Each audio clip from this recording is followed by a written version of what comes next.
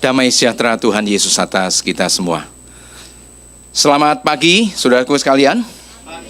Mari kita akan sama-sama membuka Alkitab kita yang terambil dalam suratan 1 Petrus, pasalnya yang pertama ayat 3 sampai 8. 1 Petrus pasalnya yang pertama ayat 3 sampai 8. Kita akan baca ayat ini secara bersama-sama saja, ya.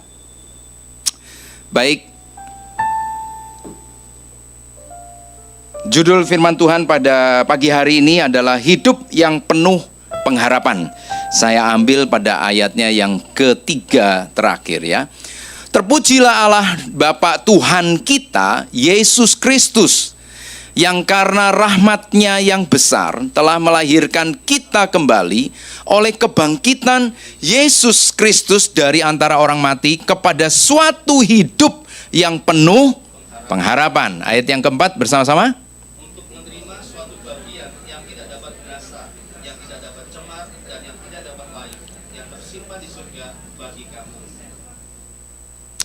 Yaitu kamu yang dipelihara dalam kekuatan Allah karena imanmu, sementara kamu menantikan keselamatan yang telah tersedia untuk dinyatakan pada zaman akhir. 6. Bergembiralah akan hal itu, sekalipun sekarang ini kamu seketika harus berduka-cita oleh berbagai-bagai percobaan.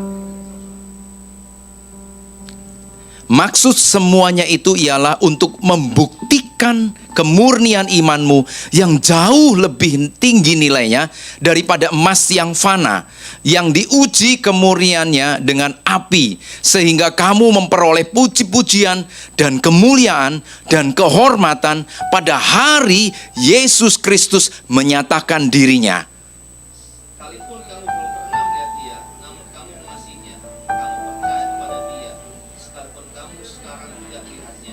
Kamu bergembira. Ya, amin. Saudaraku yang kekasih, judul firman Tuhan tadi katakan hidup yang penuh pengharapan. Ya, kita bersyukur oleh karena kelahiran baru kita. Alkitab katakan kelahiran itu lewat apa? Baptisan. Ya, kelahiran itu bicara tentang baptisan. Kita hidup bukan lagi hidupku yang lama, yang lalu, tetapi hidup yang baru di dalam Kristus Yesus. Ya, pada ayat yang ketiga itu dikatakan dengan jelas bahwa ya, apa yang dimaksud oleh Rasul Petrus kepada jemaatnya, sehingga dia boleh menuliskan bahwa hidup yang penuh pengharapan itu sebenarnya apa? Dasarnya jelas. Dasarnya pada apa? Pada waktu kebangkitan Yesus Kristus dari antara orang mati. Jadi yang pertama Rasul Petrus ingin menyampaikan bahwa fondasi yang menjadi dasar kita, bahwa kita memiliki hidup yang penuh pengharapan itu karena apa? Karena kebangkitan Yesus Kristus. Kalau Yesus hanya mati saja, beliau tidak bangkit, maka sia-sia iman kita. Gak ada yang amin. Apa bedanya dengan semua nabi, semua orang? Amin. Tetapi justru karena kebangkitannya, Yesus Kristus memberikan satu pengharapan yang bukan hanya setengah, tetapi penuh dan luar biasa. Amin. Dan yang menarik, saudaraku yang kekasih, di situ dikatakan dengan jelas, ya, bahwa Yesus ingin menunjukkan apa yang pernah dia katakan kepada murid-muridnya. Ya, dia boleh berkata kepada murid-muridnya bahwa engkau akan tercerai-berai. Ya, seperti apa? Seperti domba yang tidak ada gembalanya. Beliau pernah cerita seperti itu kepada murid-muridnya. Dia juga berkata kepada murid-muridnya, jangan pernah kamu bersedih. Ya, anak manusia memang datang untuk apa? Menyelamatkan. Ya kan? Mencari yang hilang, mencari yang sakit, bukan yang sehat. Bukan orang benar, tetapi orang yang berdosa, supaya mereka bertobat dan berbalik daripada kehidupannya. Kepada apa? Kepada Allah. Bukan lagi menjadi hamba, ya, daripada dosa, tetapi menjadi hamba kebenaran. Bukan lagi hidup dalam kegelapan, karena manusia pada dasarnya senang dengan kegelapan. Tapi puji Tuhan, engkau akan menerima terang, dan terangnya yang ajaib itu akan mengubahkan, memulihkan. Nah, itu sebabnya dia mengalami kemenangan atas maut. Kuburnya kosong, ya, dan semua membuktikan bukan cerita hoax, bukan cerita bohong, tapi itu terjadi 2000 tahun yang lalu, di mana beliau ada seperti Yunus di perut ikan selama 3 hari 3 malam. Demikian juga anak manusia di perut bumi. Amin. Dan itu dia kerjakan tepat sekali, apa yang dikatakan itu terjadi. Dan itulah yang disampaikan oleh Rasul Petrus kepada murid-muridnya pada waktu itu. Dan dia berkata, yang pertama, hidup yang kita dapatkan ini, kita akan beroleh bukan lagi PHP, tetapi HPP. Hidup penuh pengharapan. Ada harga pokoknya yang kembali itu, ya. Dan kita tahu harganya sangat mahal, ya. Oleh apa? Kita diselamatkan oleh karena anugerahnya, oleh karena kasih karunia-Nya. Amin. Bukan karena hasil usaha kita. Oh, saya ingin memberikan persembahan, saya ingin berlaku baik dan seterusnya, supaya nanti ditimbang-timbang tuh di sana saya bisa masuk surga. Mudah-mudahan tidak, saudara. Alkitab katakan dengan jelas bahwa keselamatan itu pemberian Allah. Keselamatan itu diberikan kepada orang-orang yang memang dipilih oleh Dia. Dan saudara dan saya hari ini bersyukur, saudara dan saya masuk dalam orang-orang pilihannya. Itu sebabnya jangan sampai kita sia-siakan, jangan sampai kita lupakan atau bahkan anggap remeh enteng. Seperti Esau menganggap hak kesulungan itu rendah. Gak apa-apa, sing penting aku mangan, ya kan? Sing penting aku hari ini kenyang, lapar, kebutuhanku dicukupi. Soal kamu hak kesulungan PPN wis. Dia lupa bahwa itu berkat yang sejati. Itu adalah pilihan, satu hal yang jauh lebih berharga daripada emas. Tadi kita lihat dalam ayat yang ke-7, coba tampilkan ayat yang ke-7. Dikatakan, ya, dengan jelas. Ayo kita baca ya. Ayo. Ayat yang ke-7, maksud semuanya ini adalah membuktikan kemurnian imanmu jauh lebih tinggi nilainya daripada apa? Emas yang fana. Emas aja dikatakan emas itu murni, logam mulia. Kenapa mulia? Karena berharga, harganya mahal. Sekarang emas mahal sekali, ya. Tidak terasa baru saja Desember 2022, ya, tidak sampai 1 juta, sekarang sudah mencapai 1 juta, ya, luar biasa. Tetapi Alkitab Petrus katakan itu fana. Itu fana. Kalau sudah saya ngomong besar, sudah tahu apa maksud saya, ya. Dan dikatakan apa? Diuji kemurniannya dengan apa? Api, sehingga kamu memperoleh puji-pujian, ya, kemuliaan, kehormatan pada hari Kristus menyatakan dirinya. Yang pertama, saudaraku, hidup yang penuh pengharapan. Petrus sampaikan, dasarnya adalah kebangkitan Yesus Kristus dari antara orang mati. Amin. Oleh karena Kristus bangkit, kita beroleh pengharapan, bukan setengah tapi penuh. Luar biasa. Yang kedua, saudara, kita lihat dalam ayat yang berikutnya, dalam ayat yang keempat. Yuk baca sama-sama, 2, 3. Belum semuanya. Ini masih ngantuk ya? Atau semalaman ada kegiatan? Ya, kalau sudah tahu gitu, besok ada kebaktian. Pagi-pagi kita sudah harus, malamnya sudah harus istirahat. Supaya bangun pagi kita segar. Jangan mau ditipu. Ya, pulang jangan seperti siapa? Dengar khotbahnya Paulus, ngantuk tidur jatuh. Untung hari ini saudara nggak jatuh. Ya, ada yang duduk di sana. Saudara duduk di tempat yang enak loh. Ya, kalau saya bersyukur sekali oleh kemurahan Tuhan kita bisa punya tempat yang begitu luar biasa. Amin. Ya, saya pernah mengikuti pelayanan di satu tempat. Aduh, sederhana banget di rumah itu. Tapi satu hal, kerinduan jemaatnya luar biasa. Ya, walaupun panas mereka, wah kipas-kipas sambil dengerin khotbah, wah luar biasa. Seperti kita yang lalu, ya, beberapa tahun yang lalu kita di sana, ya. Hari ini kita enak sekali. Ya, mari kita mau mengucap syukur pada Tuhan untuk berkat ini. Amin. Tempat yang bagus, jangan sia-siakan. Mari kita baca 2-3. Untuk menerima suatu bagian yang tidak dapat apa? Binasa, yang tidak dapat apa? Cemar, yang tidak dapat apa? Layu, yang tersimpan. Ya, yang kedua, Pak Petrus ingin menyampaikan kepada murid-muridnya, kepada umat Tuhan pada waktu itu, dikatakan apa? Kita akan memperoleh bagian. Yang amin ayat 1. Saudara, kalau saudara mengerti ayat ini, wow, betapa kita akan tersenyum. Betapa kita akan bukan hanya tersenyum, jingkrak-jingkrak loh. Kayak anak kecil yang apa? Keinginannya dipenuhi. Wah, iso seneng luar biasa. Senang ya?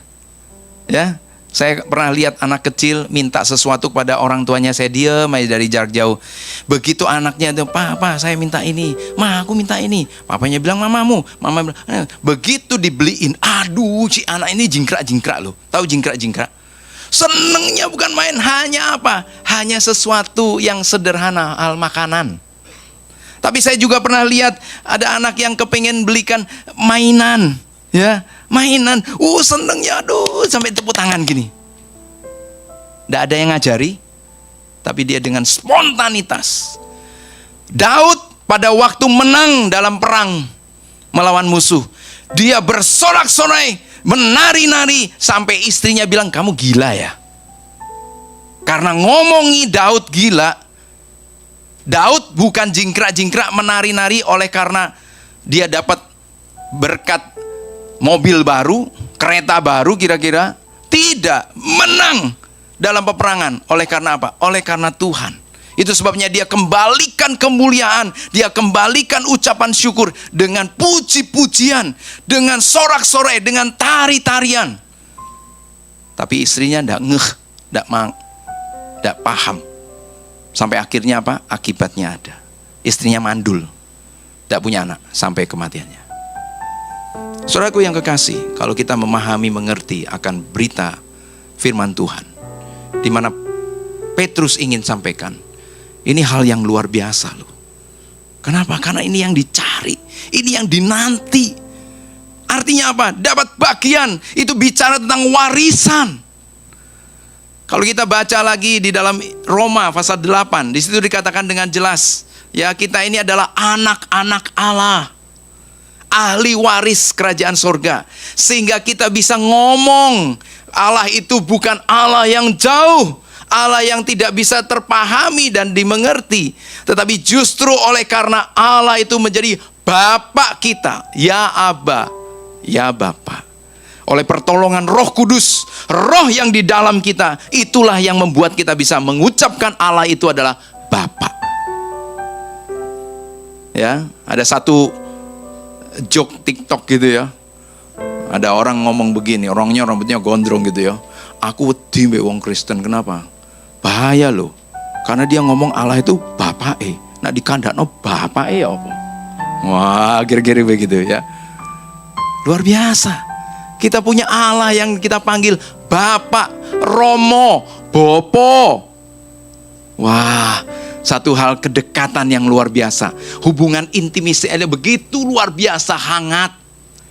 Bukan yang jauh, tetapi dekat. Ya, ada lagu dikatakan, ketemu Tuhan itu tidak jauh, hanya sejauh doa. Makanya bangun komunikasi. Amin. Bangun. Kenapa Rasul Petrus bisa mengerti, terkonek, dengan apa yang dikatakan oleh Rasul Paulus juga kepada jemaatnya di Roma. Karena saya percaya ini pekerjaan Roh Kudus. Dan yang berikutnya lagi, dia paham dan mengerti.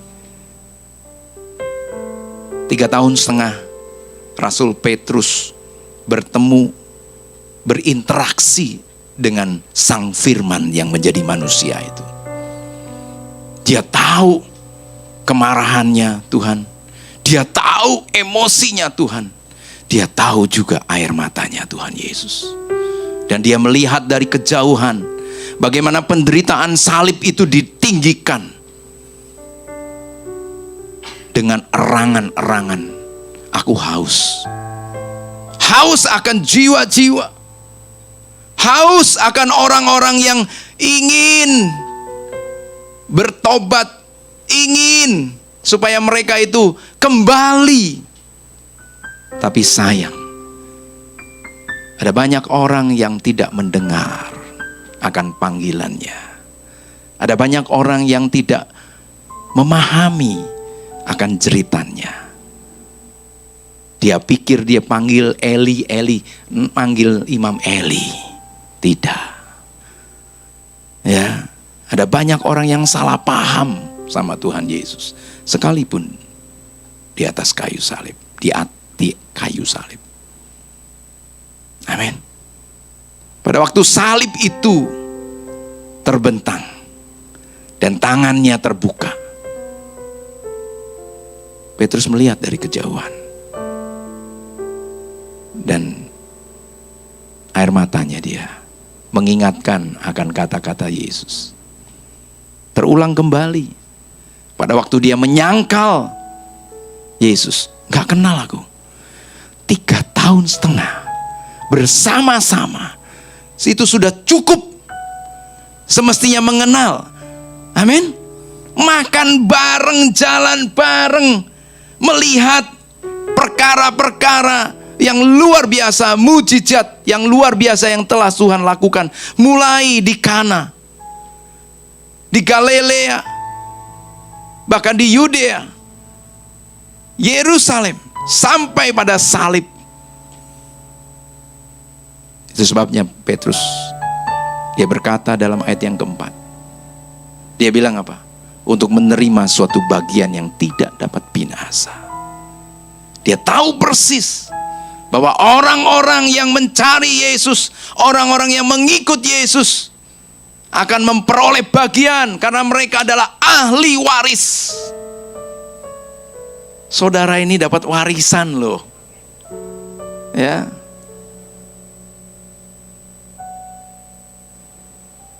Saya bersyukur. Mama saya itu, saya baru mengerti sekarang apa yang dikatakan oleh mama saya. Kamu akan ngerti nanti kalau aku sudah gak ada. Justru kalau aku ada ini, kue tak masak no. Ngerti ya? Tak masak no. Ya, bukan hanya kamu, anakmu juga, yo bojomu. Kira-kira begitu ya. Karena ada masanya nanti, aku tidak bisa lagi memasak untuk kamu. Yang menarik saudaraku, mama saya itu bilang, aku punya sesuatu untuk kamu. Dan memang betul, dia berikan untuk saya dan istri saya. Amin. Dapat warisan. Itu yang fana. Tapi Rasul Petrus katakan yang tidak binasa. Artinya apa? Tidak bisa hancur. Amin. Dia tidak bisa binasa, tidak akan apa? Cemar, tidak terkontaminasi. Beda dengan emas, tandingannya emas kalau di dunia ini. Oke? Emas dibakar kayak apapun juga tetap emas. Ya? Tetap berharga kan? Tapi kalau itu besi, tembaga apa, buang itu, ya kan? Ya kan? Dan tidak akan layu. Artinya apa? Tetap segar. yang Tuhan berikan, adalah warisan yang tidak pernah ada dunia beri. Itu sebabnya mari kejar, cari perkara-perkara yang di atas, kata firman Tuhan, kata Yesus kepada murid-muridnya. Dan Petrus sampaikan hal yang sama, bahwa engkau adalah ahli waris. Di mana itu tempatnya? Ya, yang tidak layu, yang tidak cemar, yang tidak binasa, di sorga. Bagi siapa? Bagi kamu. Wow, saya nggak bisa membayangkan, saudara. Inilah yang akan menjadikan sukacita kita, sehingga Petrus boleh berkata, puji-pujian, kemuliaan, kehormatan akan kita terima pada waktu hari hanya nanti. Wow, kebanggaan loh. Saya katakan, apa sih yang diomongkan? Saya yakin kalau saudara memahami ayat ini, pesan Petrus pagi ini luar biasa loh. Saudara akan mengerti itu. Wah, tapi kan hari ini saya butuh uang. Wah, hari ini kan saya butuh makan. Wah, saya ini butuh ini, butuh itu. Iya, tapi jangan lupa, ada satu warisan bagian yang tidak layu, yang tetap segar, yang tidak pernah binasa, tidak pernah berubah, tidak tercemari di surga. Karena itu yang akan dicari orang. Kenapa hari-hari ini ada banyak orang yang saya lihat, dia mengejar terus akan apa yang dia inginkan. Tidak salah cari uang, tapi jangan cinta akan uang. Amin. Jangan pernah bilang gak ada waktu. Kalau saya mulai katakan, seorang filsuf dari Tiongkok, dia berkata, jangan pernah bilang gak ada waktu. Tetapi filsuf ini berkata, bilang aja kamu gak mau. Seorang filsuf dari Tiongkok, dia bilang begitu. Ya. Kalau orang Eropa berkata apa? Jangan bilang gak ada waktu, no time.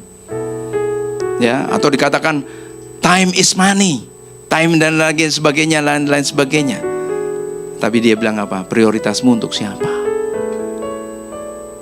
Bicara tidak ada waktu, sebenarnya saudara sedang bergeser prioritas saudara dan saya.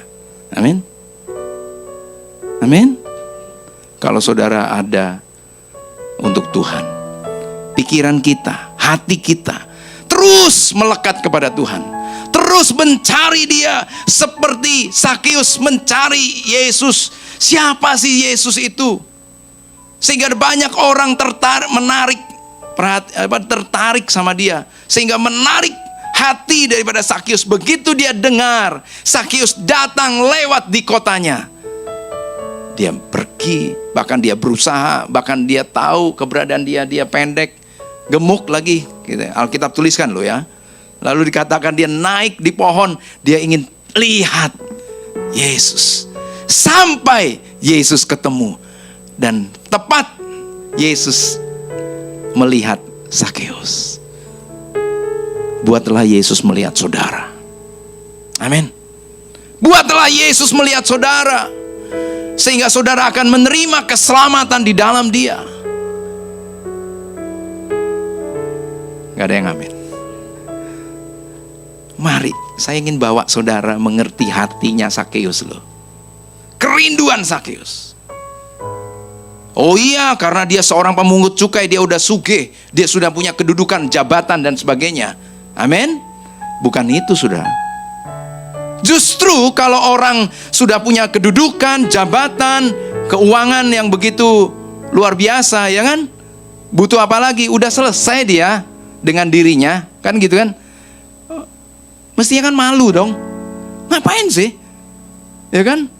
Ngapain lari-lari menek pohon yang mungkin seumur-umur dia tidak pernah menek pohon, tapi kali itu dia terpaksa dia harus memenek pohon gitu, kira-kira begitu, menaiki pohon karena dia ingin berjumpa dengan Yesus. Berapa banyak di antara kita yang mengerti hal ini? Petrus tahu setelah dia melewati masa-masa yang pahit. Itu sebabnya dia berkata, ayo pikirkanlah perkara yang di atas. Dia sampaikan, dia mau ngomong seperti yang Yesus pernah omongkan kepada dia, dan dia sampaikan juga kepada murid-muridnya dan pengikutnya pada waktu itu. Yesus pernah berkata, bukan? Hidup ini lebih penting daripada makanan. Tubuh ini lebih penting daripada apa yang kau pakai, kata Tuhan Yesus. Itu sebabnya jangan kamu khawatir, itu konteksnya. Tapi mari percayalah kepada Dia. Allah yang tidak pernah sekali-kali meninggalkan kau. Allah yang tidak pernah membiarkan kau kelaparan. 40 tahun lamanya bangsa Israel di padang gurun, keliling-keliling, muter, nggak tahu tujuannya, ya kan? Ya kan? Keliling-keliling, tahu tujuan, tahu, tapi kok nggak nyampe-nyampe, capek, bosen aku, kesel aku, melok iki, kira-kira begitu. Orang tuh opo-opo aku, kira-kira begitu. Tapi apa yang terjadi? Tuhan pelihara loh. Sudah dikasih langsung roti dari sorga, mana? Saya nggak bisa bayangkan mana tuh kayak apa rasanya. Orang bilang tuh nyes, dingin. Ada yang bilang begitu. Mungkin karena dia pernah cerita, didengerin ceritanya kali sama nenek moyangnya dia. Ya, roti yang begitu dimakan nyes. Pernah makan makanan yang seperti itu? Ada roti ya, begitu tak makan, waduh enak sekali. Kira-kira begitu dia. Gak puas saudara-saudara. Tiap hari. Nah khusus pada hari Minggu, hari yang ke-7 mereka suruh bawa 2 kali lipat. Karena besoknya libur. Amin. Hari Minggu libur. Mari kita libur. Untuk siapa? Datang Sabat, perhentian kepada Tuhan. Tapi ini kesempatan. Nanti kalau saya nggak menggunakan kesempatan ini, nanti aku nggak dapat gangdau, nggak dapat cuan, ya, dan sebagainya. Mari utamakan Tuhan dulu, cari Tuhan dulu, amin, serta kebenarannya. Bapakmu yang di sorga, kata Tuhan Yesus, tahu apa yang kau butuhkan, amin, apa yang kau cari, tahu. Saya bersyukur apa yang dijanjikan Tuhan itu ditepati. Saya bersyukur hari ini saudara bisa ada di tempat ini. Sekali lagi saya bersyukur untuk hal itu. Tapi lebih lagi kalau saudara bisa membawa semua orang-orang yang belum mengenal Tuhan, untuk mereka juga menikmati akan kebenaran firman Tuhan ini. Ayat berikutnya lagi, ayat yang kelima, mari saudaraku. Yang kelima dikatakan dengan jelas. Yaitu, mari 2-3. Yaitu kamu yang dipelihara oleh dalam apa? Kekuatan Allah. Jangan pakai kekuatan kita. Lalu karena imanmu, sementara kamu menantikan keselamatan yang telah tersedia untuk apa? Dinyatakan pada akhir zaman. Ayat yang ke-6. Coba baca sama-sama. 2-3. 6. Bergembiralah. Ayat 2-3.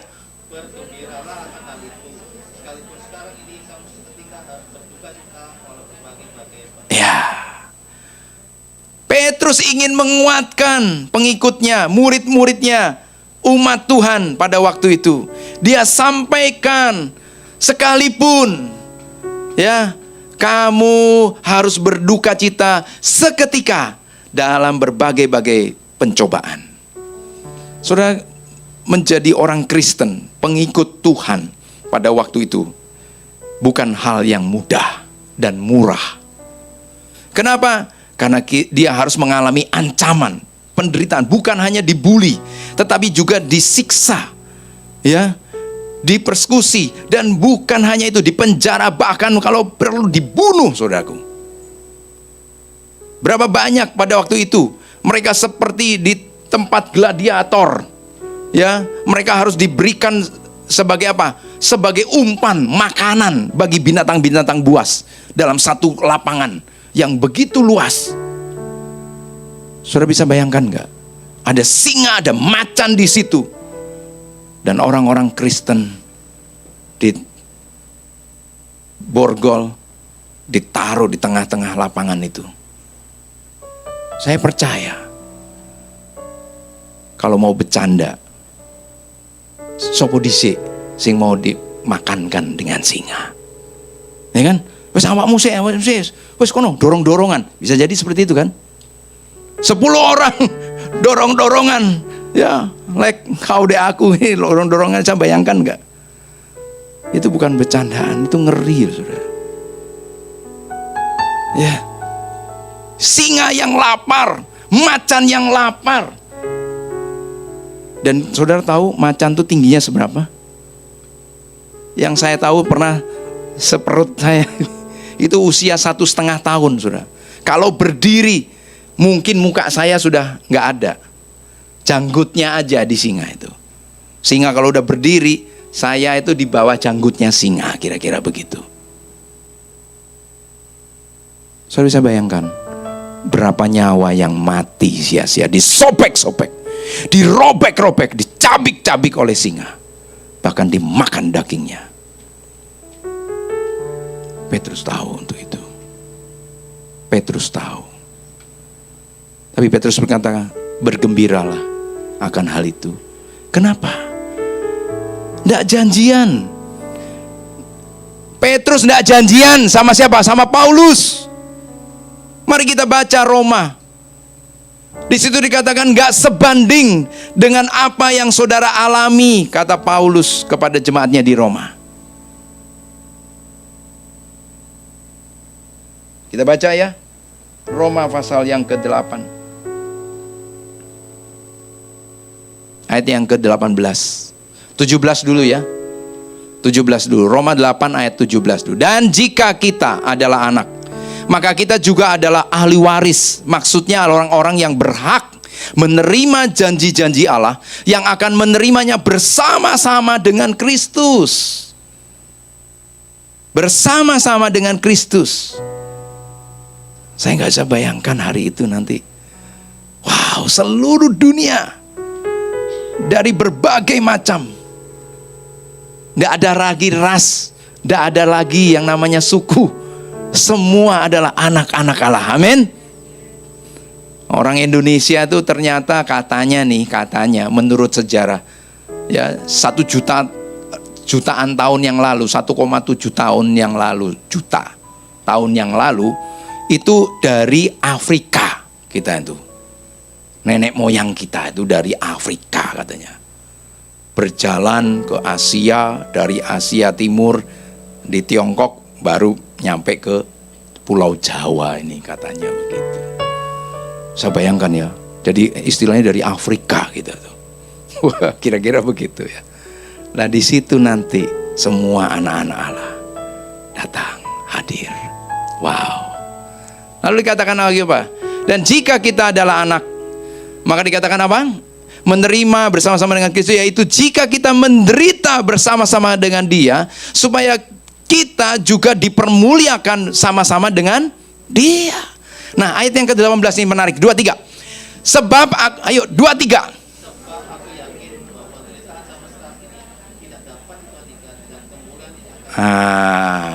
Anak saya kalau saya lagi nyetir selalu ingatkan ya, Pak, jangan lupa cuci muka kalau ngantuk. Nah, kalau saudara dan saya ngantuk di sini, baca yang keras supaya nggak ngantuk. 2-3. Sebab aku yakin bahwa zaman sekarang ini tidak dapat kemuliaan yang akan, ya. Di tempat ini ada saudara yang jauh rumahnya di Sidoarjo, ada yang dari Gresik datang ke sini, ke tempat yang nyelempit, di mana Ruko Ngaglik. Tuhan tahu kok. Ada harga yang saudara bayar. Sekarang puji Tuhan di kota Surabaya ada apa? Wirawiri. Ya, ya toh, feeder, ya toh. Ada juga bis, ya, Bu Guru naik bis. Wah, luar biasa. Ya, pakai apa? Botol. Enggak tahu, masih botol ya? Masih botol kah? bisa bayar. Oh, udah bayar. Nah, Tuhan tahu kok. Jerih payah saudara dari rumah ke gereja itu luar biasa. Itu belum seberapa. Dengan apa? Tidak bisa dibandingkan, kata Rasul Paulus. Sama dengan Petrus juga. Gak sebanding dengan kemuliaan penderitaan yang sedang kamu alami. Duka cita yang sekecil, sedikit. Bergembiralah, kata Petrus. Bersukacitalah, kata Paulus. Karena engkau akan menerima kemuliaan. Amin. Engkau akan menerima puji-pujian. Engkau akan menerima kehormatan pada hari Tuhan. Wow, ini yang saya nantikan. Nanti saya ketemu Hendra di sana. Saya ketemu lagi. Bu Sayuti, apa kabar? Mam, halo. Bukan lagi mamaku, Mbak saudara. Amin. Dia bukan suamiku lagi, dia bukan istriku lagi, tapi kita saudara. Kita semua bersaudara. Kristus yang adalah yang utama. Kita adik-adiknya. Kita adalah anak-anak Allah. Dan kita akan berjumpa dengan Bapa kita. Dan Bapa boleh berkata, "Come, mari, datanglah ya ke rumah. Di rumah Bapakku," kata Yesus, "banyak tempat." Hari ini tempat itu sedang dikerjakan. Proyeknya belum. Ya, belum. Kalau sudah tempatnya siap, saudara pasti akan diundang, dipanggil. Wes wayahe teko. Kan gitu. Ya. Saya waktu pulang ke kota saya di Kudus, saya lihat di tempatnya kakek nenek saya di Gang 1. Rumah-rumah tuh, gak kenal sana sini, gak kenal. Karena orang baru semua. Nah, yang menarik membuat saya senang tuh apa? Bangunannya baru-baru, bagus-bagus. Surabaya kalah. Ya, tak lihat, loteng, bagus, indah. Lo kok bisa tahu? Lawang bukaan, pagere, gitu. Saya masih bisa lihat, ono kolam renangnya, keren rek. Kota kecil aja udah kayak gini gedungnya. Nah, rumahku kok ngene, ora popo, kan gak balik mono. Kita kan nanti balik sana. Kan gitu kan, rumah kita kan di Surabaya, kira-kira begitu. Nah, kita ini hanya di sini sementara saja, terminal. Amin. Tujuan akhir kita tahu keselamatan jiwa, kata Rasul Petrus. Dan itu sebabnya Petrus katakan, "Aku senang, aku bersukacita, sekalipun engkau tidak pernah bertemu, tapi engkau percaya Yesus. Sekalipun engkau belum pernah melihat dia, namun kamu mengasihi Yesus, itu hal yang luar biasa.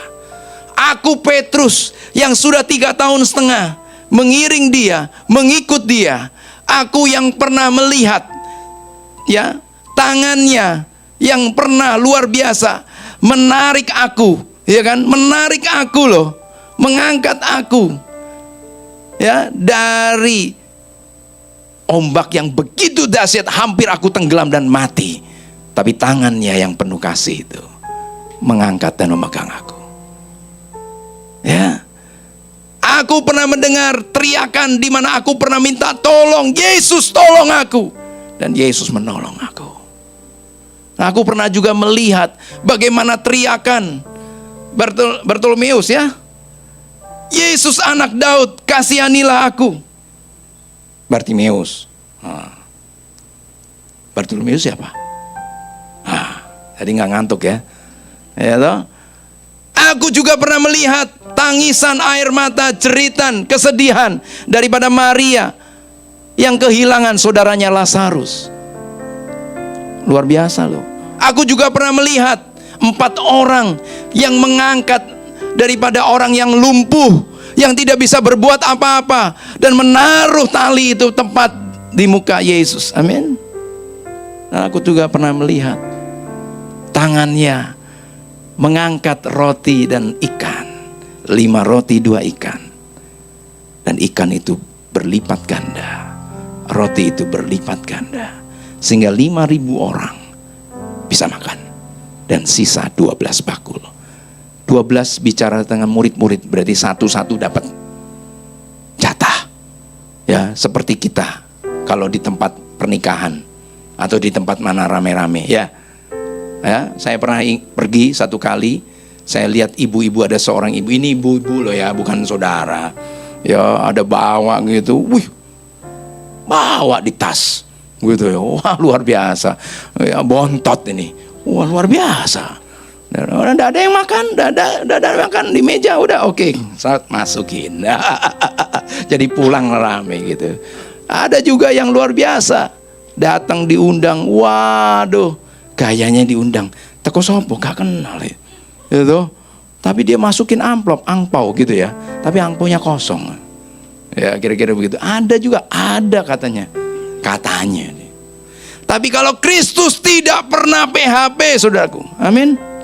Kristus HPP, hidup penuh pengharapan. Karena kita tahu dasarnya kebangkitan Kristus, fondasinya, amin. Dan iman kita taruh pada Allah yang besar, Kristus yang bangkit. Dan kita percaya bahwa satu kali kelak kita akan menerima janji-janjinya. Amin. Itu sebabnya Petrus katakan, mari, ayolah. Ya, gak sebanding nanti dengan apa yang kamu sudah lakukan.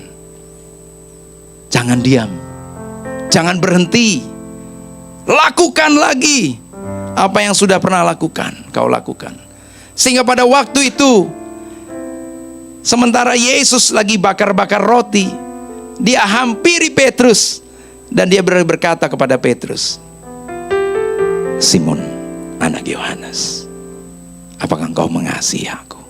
Tuhan, engkau tahulah hatiku tuh kayak apa. Tuhan tidak cukup sekali, diingatkan lagi, mon, kowe sayang gak be aku gitu. Apa engkau mengasihi aku? Iya Tuhan, awakmu kan ero hatiku koyo apa. Kan engkau kan maha tahu. Tapi sebenarnya dia dengan berat hati, dia sedih. Bukan Tuhan ngungkit-ungkit tentang penyangkalannya dia, enggak. Dia hanya ingin menegaskan kembali komitmen. Janjimu be aku. Ya apa? Kowe tresno enggak mbek aku? Mon. Yo Tuhan. Dan yang ketiga, kalau sudah 3 kali bagi orang Yahudi itu kebiasaan budaya. Sekali diingatno, 2 kali agak penekanan. Kalau udah ketiga kali ngerti yo ngono lho.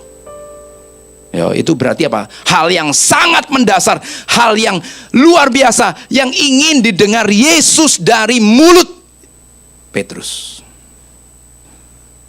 Petrus sedih dan dia berkata, engkau tahu hatiku Tuhan. Engkau tahu hatiku.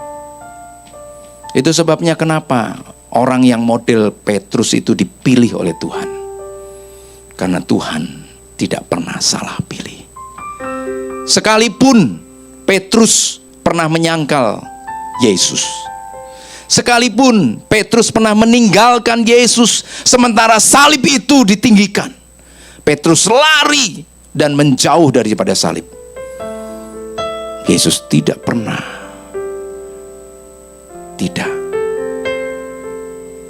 Kasihnya tetap. Dia datang. Dia kasih Petrus makan. Oke. Dan Yesus berkata, gembalakanlah anak domba-dombaku. Dari situ Petrus bangkit. Petrus kembali melakukan. Dan memang betul, apa yang pernah dia ucapkan, dia tidak pernah meninggalkan Yesus lagi. Sampai kematian dia alami. Dia pernah disiksa, dia pernah masuk penjara. Petrus Dan terakhir dia disalibkan sama seperti gurunya. Amin. Sampai nafas terakhir dia tidak pernah menyangkal Yesus lagi. Karena dia tahu fondasinya kebangkitan Kristus. Dia adalah anak-anak Allah, ahli waris. Dia akan mendapatkan bagian yang tidak fana, yang tidak pernah binasa, tidak pernah cemar, tidak pernah layu. Itulah yang dia nanti-nantikan, itulah yang dia harapkan, dan harapannya tidak sia-sia. Jangan buat hidup kita sia-sia.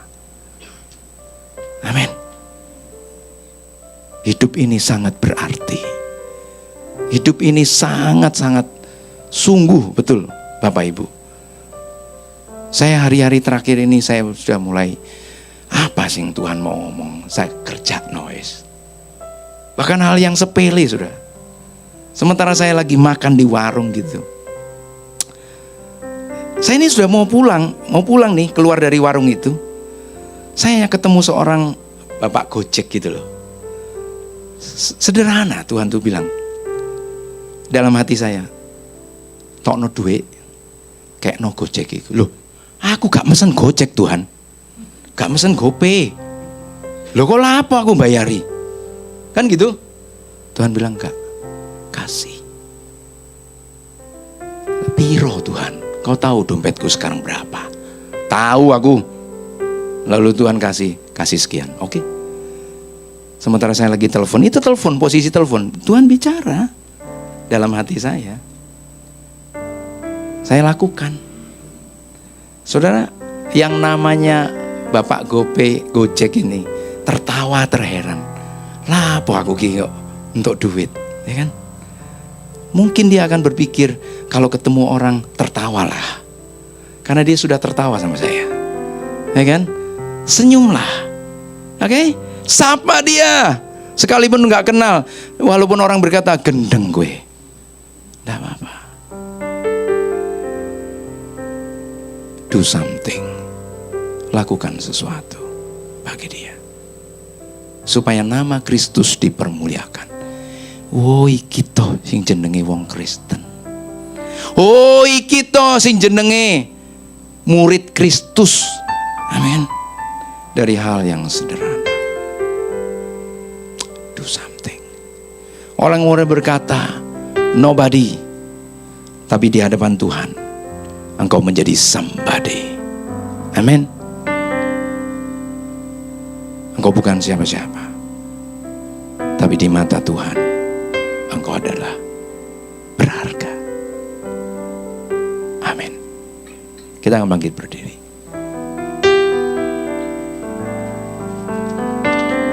Saya undang tua-tua gereja yang bertugas untuk maju ke depan.